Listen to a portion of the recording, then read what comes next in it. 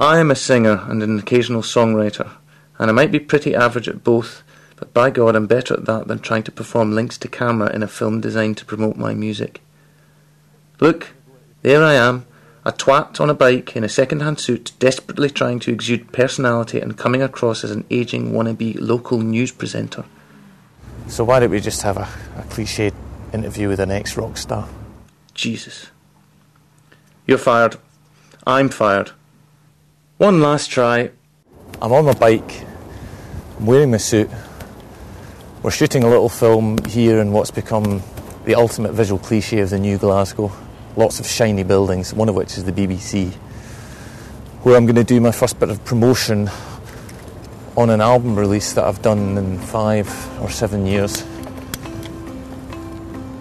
So how did I get here? Well, what you're going to need now is an interview. Pick up your shit. Finally.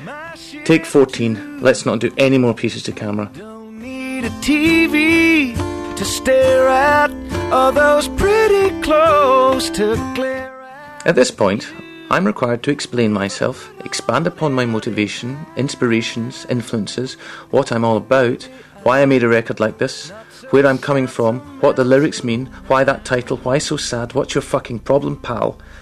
But really, I don't have a clue what to say. The record is the point, so can we just show a bit of me singing?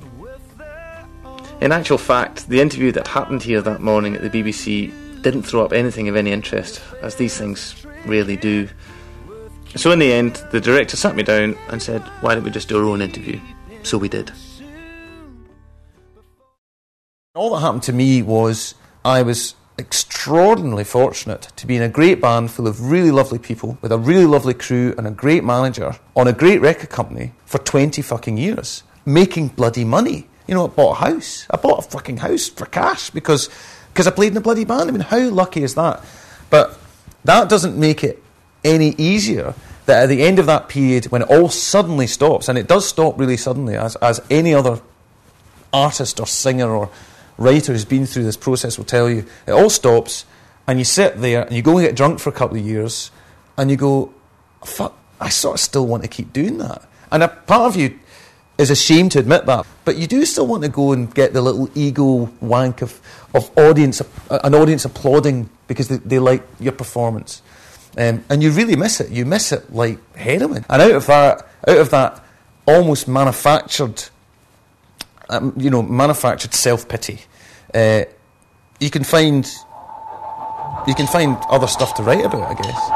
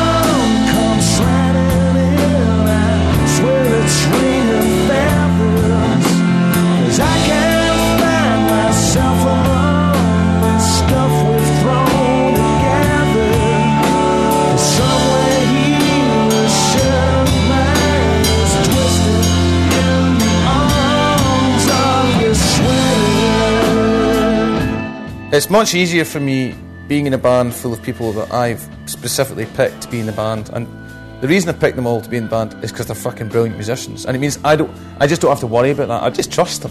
I trust them because I've played with all of them before, and they can all sing as well, which is great. Sometimes I hate you, and I know that you do too. It's in your nature, 'cause you and me were never meant to be together.